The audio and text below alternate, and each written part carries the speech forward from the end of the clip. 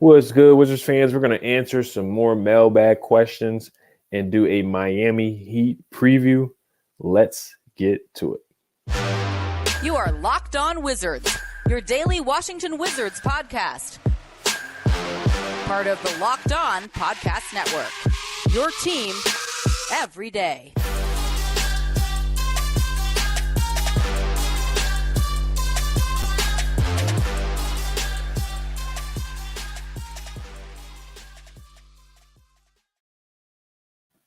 What's good, Wizards fans? It's your host, the Real Ed Oliver, my guy, Brandon Scott.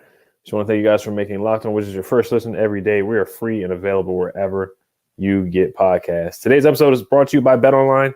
BetOnline has you covered this season with more props, odds, and lines than ever before. BetOnline, where the game starts.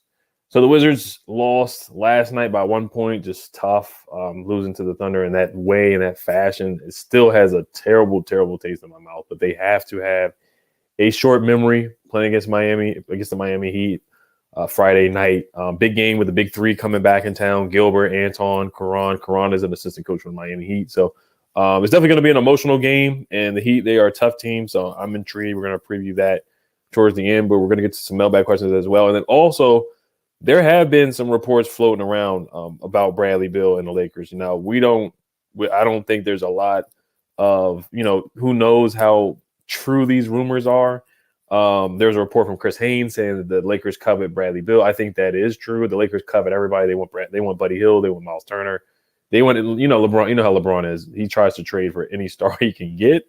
But Bradley Beal's name, it just keeps coming up with the Lakers, and he can't be traded obviously unless he wants to be traded because of the trade no clause. And he can't be traded until December 15, 2022. That's when he'll be eligible to be traded or request a trade. But this article comes from Lakers Daily. I know sometimes they can, be a little questionable with some reports, but this one, they talk about a podcast with Howard Beck and Chris Mannix on the crossover. So this is a quote from Howard Beck. He says, quote, "So here was the quote from the Western Conference executive I spoke to who had mentioned this." Beck said, he says, "Washington is the one that I keep thinking that's going to happen. If you're the Lakers, don't you think you can get Bradley Beal? He's got a no trade clause. He wants to come to California," end quote. So it is interesting that an executive feels so strongly to say that Bradley Beal wants to go to California. How do you know this? And of course, the executive, he's not going to say his name and he's going to keep the executive anonymous. Now, the article goes on to say Beck also noted that while Beal has a no trade clause in his current contract, he reportedly has interest in playing for a team in California. Last week, Bleacher Report's Chris Haynes also noted the Lakers' interest in Bradley Beal. The Lakers have been looking at possible deals involving a number of top guards besides Beal for an extended period of time. This is what the article goes on to say. Among the other prominent names, they've been trying to go after Kyrie Irving. As well, from the Lakers' perspective, they have few future draft choices to offer the Wizards, most notably first-round selections in 2027 and 2029. Me and Brandon, we talked about this already. The Lakers would also presumably add Russell Westbrook. We discussed this last week in a proposed trade for Bradley Beal. Given Westbrook's expiring contract and the need to balance the salaries of the players involved, if that to happen, it would be ironic considering that the Lakers acquired Westbrook from the Wizards last year in a blockbuster deal. So what stood out to you? And is there any smoke you feel from these articles coming out? Do you feel that it's a little weird that these articles keep coming out week after week? I don't think it's weird because, like you said, where there's smoke, there's fire. Normally with trades, your bigger trades, people are leaking, trying to put pressure on an opposing GM to get the deal done.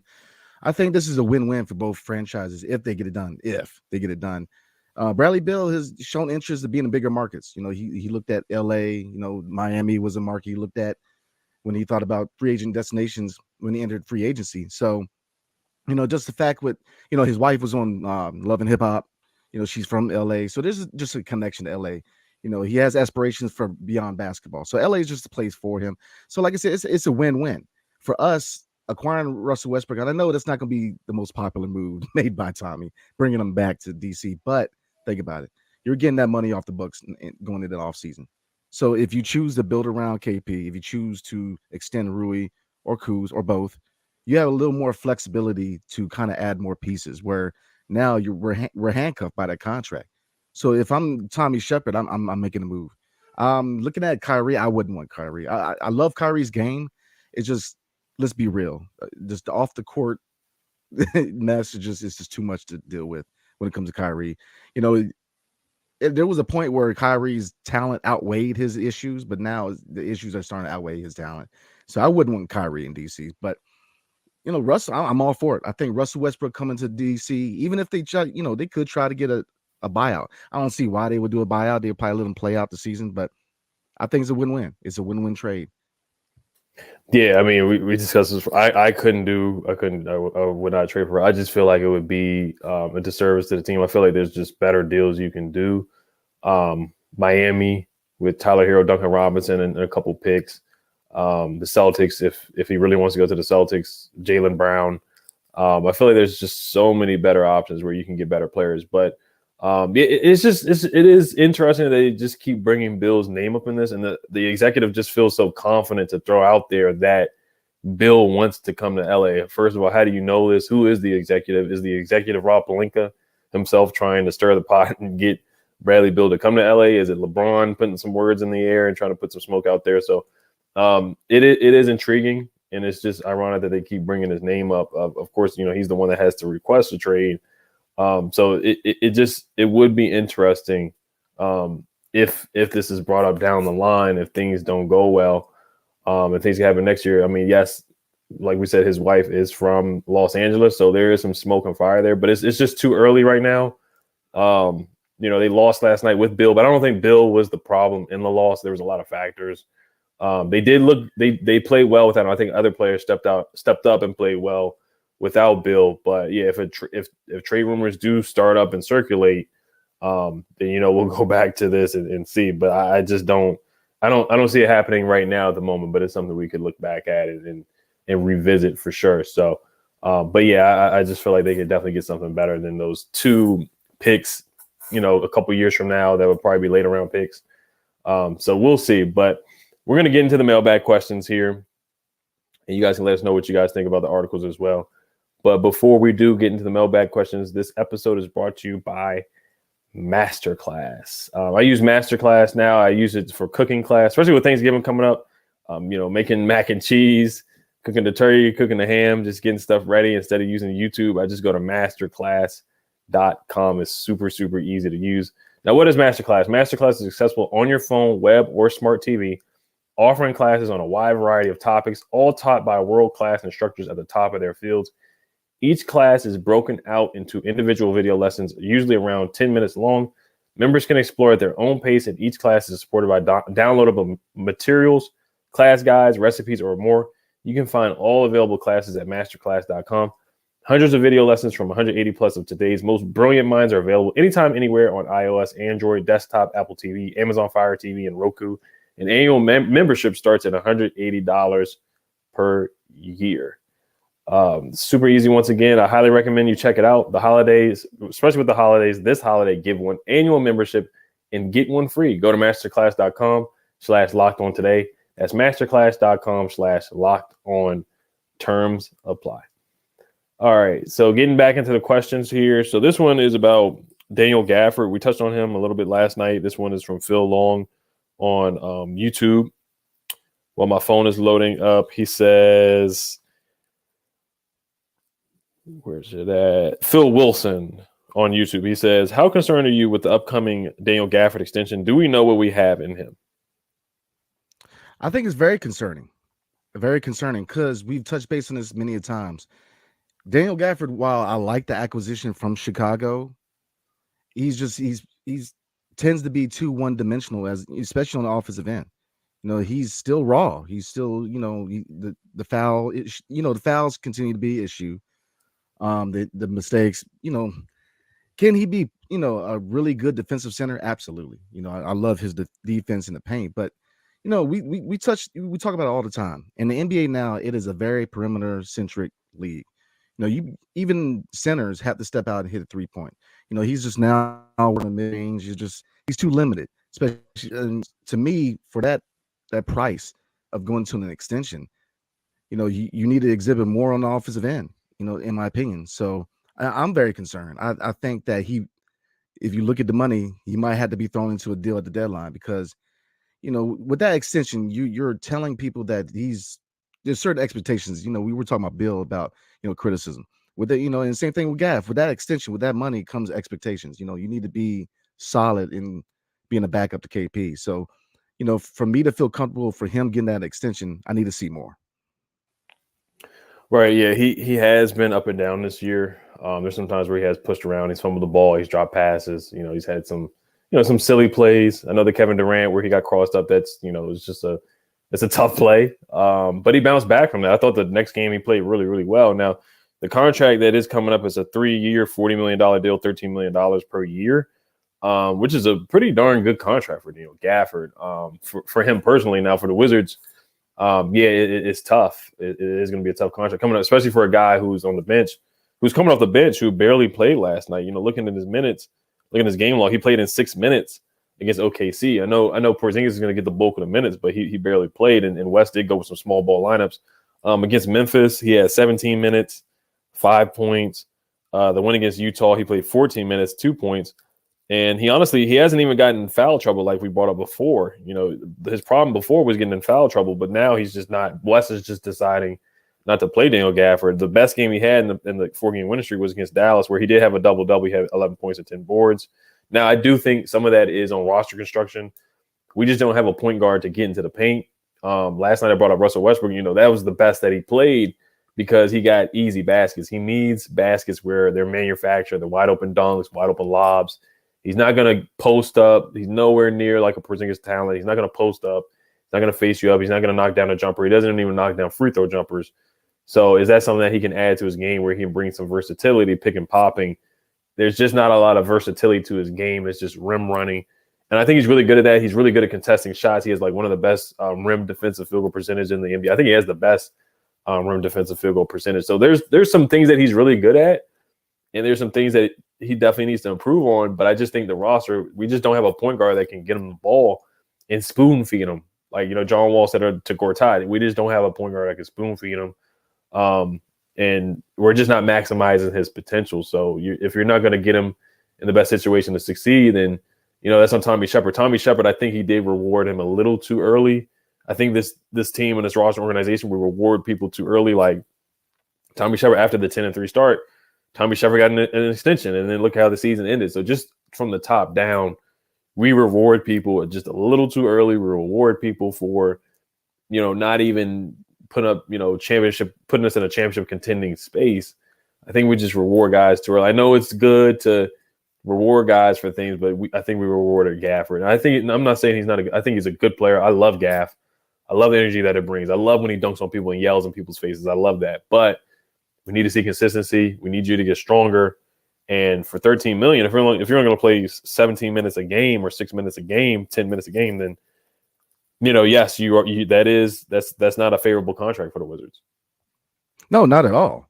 And it's not the first time this happened. We rewarded Bertans with that. Bertans, yeah. Yeah, with that contract. And, if you look at last season, he barely played it then, before he got traded. So, you got to, like you said, he's bad for rewarding people too soon. To me, Gafford, I like Gafford. I think he's a good center, but he's a work in progress. He has to get stronger. And, he's got to develop somewhat of a, post moves and a mid-range jumper, because it's the way the NBA is now. If you look at KP is the epitome of the current NBA center. If you look at Jokic can do it all. He can put the ball on the floor. He's known for his passing. Look at the 90s. Was Patrick Ewing known for his passing? Nah. Jokic can pass it like a point guard, man. It's a totally different game now. To me, he's too one-dimensional. And that's why if it wasn't for the extension, if he was still on a rookie scale contract, I would love him to be here. But because of that extension, are you really – and I know the money's not bad, but, with Bill being here, we're penny pinching. So are you comfortable paying that amount of money to a backup center who's still a work in progress? I don't know. I see it as contract is a way to probably bring a higher caliber player into DC. I think the deadline is going to be interesting. It's going to be interesting because, I think people are going to be surprised. It's going to be a different roster after the deadline because it's just, we spoke, about it a lot. A consolidation trade. I think one is coming, but Gafford long term, I wouldn't be mad if he was here long term because I like his game as a player. He's got work to do, and he's got to take certain bounds before I'll be comfortable paying him that extension. Right. And yeah, the roster, we got a lot of guys that they can play. We don't know what's going to happen with Jordan Goodwin. So we're recording this pretty early today. So I'm intrigued to see if he's out tomorrow or if he's out at all. Are they going to have to bring up Chris Dunn to play point guard, or is Shackle going to have to play? Like, I hope they bring up Chris Dunn. But yeah, like I said, I'm a big fan of Gafford's game, but I just think for the money that you're paying him, who's, really just a kind of one-dimensional player, then, I think they just jumped the gun a little too early. And we don't make the playoffs without Gaff in 2020 with Russ, with Bill. So I get it. I get that he was a key piece in that. He boosted our defensive rating. I mean, he was blocking shots, rebounding, dunking on people at a high clip. I mean, he was incredible in that 2020 run. But right now, he's just not being utilized with Porzingis being the starter at this point. So, but yeah, we're going to get to the preview. We got a quick word from Brandon about Bet Online. Yes, sir. Today's episode is brought to you by Bet Online. BetOnline.net is your number one source for sports betting info, stats, news, and analysis. Get the latest odds and trends for every professional and amateur league out there. From football to basketball to soccer to esports, we got it all at betonline.net. And if you love sports podcasts like this one, you can find those at BetOnline as well. We're always the fastest and easiest way to get your betting fix. Hit the website today or use your mobile device to learn more. BetOnline, where the game starts. Thank you for making Locked On Wizards your first listen today. For your next listen, check out the Locked On Sports Today podcast, the biggest stories of the day, plus instant reactions, big game recaps, and the take of the day. Available on Odyssey app, YouTube, or wherever you get podcasts. So, I was going to touch base on Gaff real quick. You were talking about how, he had to be spoon-fed. And, who's that remind you of? Gortat. It's just... It's just the game has changed. It's changed. We say it all the time. It's not Patrick Ewing, and I hate to keep harping on Patrick Ewing, but I'm a Georgetown fan, so I got Patrick Ewing in mind. But it's just, I like Gaff. I like the energy, but he's too one-dimensional. The lob threat, once you take that threat away, how does he react? With KP, if you get a bigger big on him inside, he can move it to the perimeter. It's just, there's more capabilities with a big who can expand his game, and it's just Gaff, 5 minutes for a guy going into an extension. They got to stop extending people too early, man. They got to stop. No, 110%. I mean, yeah, the Thunder, they played small ball last night. I think that some of that was on West too, not getting the ball to Porzingis in the post. And I guess he didn't want to play Gaff because they had some quick, like James Earl Robinson is super quick. Dort plays bigger than his size. He's super quick. I'm trying to think some of the other. They didn't really have the Thunder don't have a center, and West didn't decide to really go big. So, I mean, some of that is on West. Maybe he should have tried to go KP and Gaff just to see if they could dominate those bigs out there. So maybe that could have been on West. I'm looking at the Thunder roster. They had a small, like Giddey. They played Giddey, Aaron Wiggins, Gilgeous, Chase, SGA, Dort, and the other guy's name is Poku. None of their bigs are really over the 6'9". I mean, Mike Muscala is a small guy too, so maybe West should have tried to dominate in the paint. I mean, that could be on West, but yes, Gafford. For what they're playing on right now, it just doesn't look. It doesn't look. It's looking like it doesn't look cost effective. I'll say that. Yeah, that's probably the best way you could have said that. Just, like I said, I'm probably beating a dead horse. I like Gaff, but it's just too one-dimensional. I mean, last night I was going to bring that up. I'm glad you brought it up. They had no real center, right? So that was the perfect example of trying, letting KP and Gafford kind of eat. That was a perfect time for the guy to get in there and eat. So I don't know the reasoning behind West and his rotations, his bench rotations, and like you said, the way he staggered them was terrible last night. So he's really got to step up, because that second unit looked bad last night. It looked real bad. The starters showed up, and like we said, that first quarter going into the second quarter, that 17-point lead evaporated in a couple minutes. I mean, for a solid 2 to 3 minutes, they did whatever they wanted to do. So they got to shore that up, man. Right. All right. So let's get to Miami. They are 7-8, so they're not playing their best ball. They just lost to the Raptors on Wednesday night, which was last night. They lost by 8. They did beat the Suns by 1. The Suns are a playoff team. They beat the Hornets 132 to 115. They beat the Hornets again in back-to-back games in overtime. They lost to the Heat. They lost to the Pacers as well. So they haven't been playing typical Miami Heat basketball, but it is still early in the season. I think Tyler Hero is out, if I'm not mistaken. Just pulling up the box score from last night against the Raptors. Yeah, he's out. Yeah, Hero did not play. He usually hurts the Wizards a lot. Jovic is starting, their rookie, their second round rookie. Jimmy Butler, of course, had 13 points. Caleb Martin, 14. Lowry had 20. Max Strus had 20. Bam Adebayo did not play last night with a left knee contusion. So if he doesn't play, that's pretty darn huge. What are your thoughts about the Miami Heat so far this season? If you got a chance to watch them, I've watched them a little bit, and very underwhelming.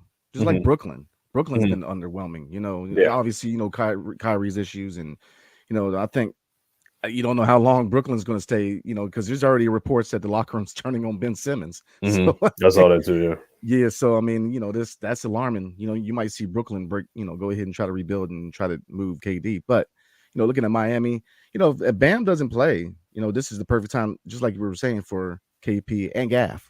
Give Gaff minutes, get in there and kill the paint, because look, Bam Adebayo, I don't know if it was a previous game or the game before, but man, he's a big who can move like a guard. I mean, he made some kind of play where he came down in transition and made this and one. I mean, he's an agile center. So yeah, if he doesn't play, that would definitely be a blessing for us. But I think it's a very winnable game. I think as far as Miami, Kyle Lowry's been up and down. He's a veteran point guard who, there's been a couple articles where he's been linked to us. I think I hope that. I saw that on Bleacher Report. That was awful. Yeah, that was a terrible. I wanted to bring that up too. That was so awful. It was like a trade for Kyle.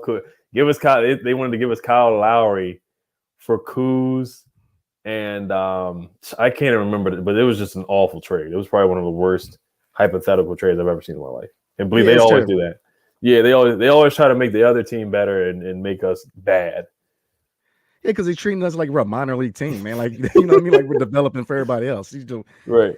And that's the way the Lakers are thinking too. They're trying to give us Russ and 2 picks for Brad. The only advantage is the picks. But yeah, I just can't take Russ at this point. How old is Russ? 33, 34. He's declining. So I just can't do that trade. That's another trade that I look at. I just can't do it. I don't know why, man. Think about it. I get it. He's older, but if we're trading Brad, then we're pretty much saying that we're trying to retool anyways. So why not, a salary dump. Yeah, because the objective is trying to get Bradley Beal contract off the books. So I know it's a tough pill to swallow, bringing Russ back, but for him to come off the books going into the offseason, I'm doing it all day. I'm doing it 10 times out of 10 because that's getting that contract off the books. Because this is a pivotal season. You don't know if KP is going to opt in. You don't know if Kuzma's going to opt in. You don't know what the price tag Rue's going to have. This is a very, very pivotal season for us as far as going forward, because very often than not, you could see nobody on this, as far as those 3 guys on the roster. It depends, especially with KP and Kuz, the ball's in their court, pun intended. They dictate what they do next year, and you haven't heard much of a long-term, what they're going to do long-term. I know they were talking to Kuz about an extension, but you haven't heard much from KP. And, KP, if I'm in his position, with his injury history, I would say he would probably opt in because he wants to raise his value up. Just his injuries alone, I think is going to have to go beyond this season to really build that value up for him to be a hot commodity on the trade market. But, Kuz, he likes the bright lights. Does he want to stay in the nation's cap after this season? So it's a lot going on. Mm-hmm. So, but trade-wise, I think to me, that's best case scenario trade is to send him to LA. I hate helping the Lakers out. It feels like very often not the whole league's trying to get together to give LeBron another championship. But but I make that move. It's a win-win for everybody. I think Bradley Beal's time in DC might have to come to a close. Yeah, I think you got to wait it out and just see if you can get. I feel like you can get something better than that, to be honest. But also, Kamaya Bill, she tweeted last night. She said people are quiet now when Bradley Beal was playing well. So it just tells you that they hear the noise. They see what's going on social media. They do see that the fan base majority are saying, because I saw a Twitter post last night from the Wizards when they said Bradley Beal was going to start. And you look at the comment section, you look at our comment section, and 90% of people are saying trade Bill. I disagree with that at the moment. I do think we're better when we have him. He had some really good moments last night. Now, I understand during the 4-game win streak, they did play better team basketball. I do agree with some people's points on that. That other guys had opportunities to get in rhythm and play, but Denny played better, Rui played better, Kuz played better because they had more opportunities to get the basketball and do more things. Yes, but you do need a closer, and Bradley Beal did a heck of a job closing last night, and we're going to need him to do that. But my point is that yes, I think Bradley Beal, he hears the fan base, and there's a point in time where he may get tired of it. I know he got his money, and he may be tired of hearing that from the fan base. He may be tired of reading that, and he might go along maybe a year from now or even a couple months from now and be ready to move on. So, and his family too. It looks like, you know, she's hearing it too. So, but yeah, let's get back to Miami here. Some stats I pulled up there. We're 11th in defensive rating. Miami's 15th. Offensive rating, we're 24th. They're 15th. Offensive rating. Pace, we're 24th. Miami's 25th in pace. So we're both slow, methodical teams. I think during the 4-game winning streak, we were actually pushing the pace though. So I will say that we're 6th in blocks. Miami's dead last in blocks. So they don't block a lot of shots. We're 17th in 3-point percentage. So we gotten better shooting threes. They're 18th, and we shot the heck out of the ball last night. Opponent 3-point percentage, we're 27th. We're terrible at defending the 3-point line. They're 23rd. So they're not great either. Opponent points in the paint, we both do a good job of that. We're ranked 7th. They're ranked 6th in opponent points per game, so we don't allow a lot of points in the game in the paint. Now, opponent second chance points, we're 19th. They're ranked 24th, so they do give up some offensive boards and second chance points. Opponent field goal percentage, we're ranked 7th, which is pretty darn good defensively, and they're ranked 25th, which is pretty darn bad defensively. So, but what are your keys to victory? Keys to victory, I would say 1, keeping the foot on the pedal. Don't play down to them.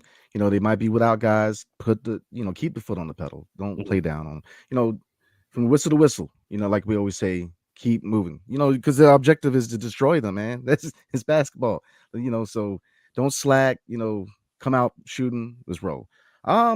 Defense has to improve. We say this time and time again. Transition, they got to get back. Have to get back. In the paint, you know, with or without Bam, they have to protect the paint better. And 3, another key, last key to victory with me would be more minutes for Gaff. I want to see more minutes for Gaff. I think, especially if Bam's going to be out, he needs more minutes. He needs to eat. So that, you know, those are my keys to victory. Mm-hmm. Yeah, mine are it's really coaching, honestly. Stagger the lineups. Don't have all bench lineup out there. Keep moving the ball. I think they did a good job. Even with Bill, when Bill came back, I thought they moved the ball pretty well in the first quarter because they came out hot. Get Zingas in the post, man. Especially if Bam's not playing, I don't see anybody else that can check him. So we got to get the ball to him more. I think they went away from that in the second half. And wall up on Jimmy Butler and get out to shooters, man. Jimmy Butler, he hurts the Wizards a lot. And he doesn't shoot a lot of threes, but he's about getting into the paint and shooting that mid-range jumper. So Denny's done a solid job against Jimmy Butler in the past. So that matchup's going to be key, and we have to defend without fouling as well, because the refs, it just depends on how the refs are going to call this game. They called a ticky-tack game against SGA, so how are they going to call it against Jimmy? So Denny's really just going to have to keep his hands up. Don't complain against the refs. Just keep your hands up, and if you do make a layup, get back and run back on defense. So those are my keys to victory. Yeah, we were tough on Denny, man, but you know, I see him taking a step forward this game. I think this is another game where he can kind of get into the rhythm with his shot. So, but I'm gonna get back on Bill real quick. But you already know where I'm going. Roll your sleeves up. Yes, sir. Him, you know, the noise, hearing the fans. Well, I mean, think about it. Yeah, you're going to hear the fans.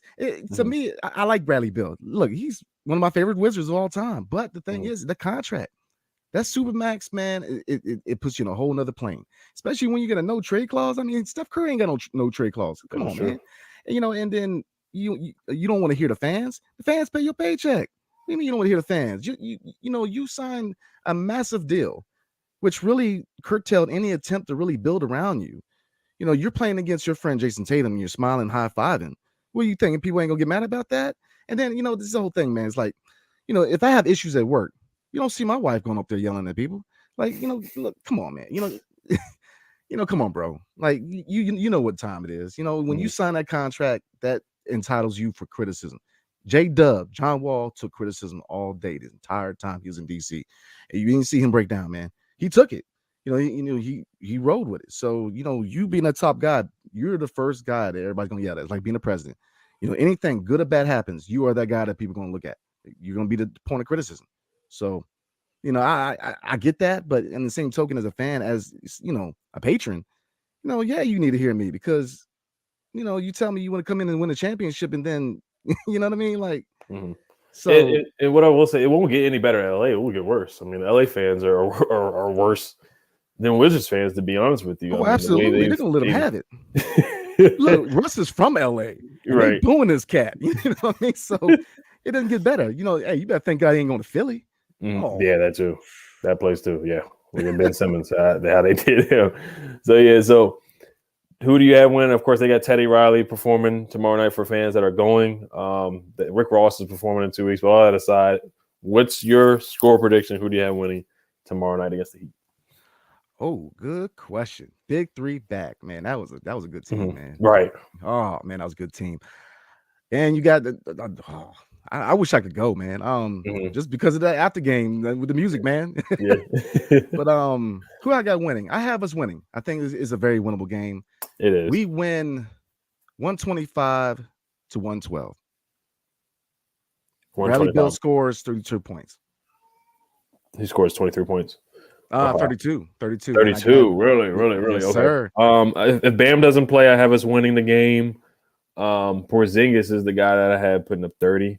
Tomorrow night, I got us winning. I got us winning this game too. I got us winning. I think it's going to be a tough ride it out game. Right? Actually, no, I'm going to say Porzingis has 25. It's going to be I think it's going to be a low scoring game. It's going to be an ugly game. We're both slow in pace. We're both slow, methodical teams. And the Heat, they play ugly basketball as well. So I'm going to go 102 to 98 Wizards win. Oh, defensive game. Okay. Okay. I could rock with that. No, I mean, it's a winnable game. I always win it. If Bam plays, it's gonna test KP, but I think it's a win. Especially with Gil back in the building. It's gonna be electrifying, man. Because I think this is the first time he's been like back with the organization. If I'm not Who's talking about Karan? Or Gilbert? Yes. Gilbert, yes, because of the unfortunate things that happened off the court. So that's good to see, man. It's good to see that olive branch from the organization to Gil. Just from that situation, they had been real hesitant of kind of reaching out and doing any kind of public, what I mean? So I think this is a good sign because I'd like to see his number retired, to be honest with you. He was Gil was the man here, and that was a true big three. Now I don't know. Let me go back on that. Can you say true big three? I mean, I think it was because they all made the All-Star game. They made the All-Star game multiple times. So I think they were legit. I think they were legit. They weren't a championship big three, but I think they were a big three. Yeah, I agree. But then there was they had that interview where Chris Miller was laughing at him because he was like, "Man, how you comparing yourself to the Golden State Warriors?" That was outlandish. But I mean, Antoine Jameson was on point, man, and Caron Butler they just couldn't find that big. You know what I mean? Like, just they were a big away from really being a good team. But no, I mean, it's going to be electrifying. It's good to see Gil back. Right. Yeah, they were just a whisper in your ear and miss a free throw away, a couple knee injuries away. So I hate to see how it ended. But Gilbert, my goodness, he was such a great player. He put the city on his back. I love the way he just would shoot a three and turn around and make it. I mean, he did 60 points in a game playing against Kobe. So we're going to wrap it up here. We just want to thank you guys for listening. Making Locked On Wizards your first listen every day. Now, make sure your second listen is Locked On Sports Today. They're free and available wherever you get a podcast. Hail to the Wizards. Peace.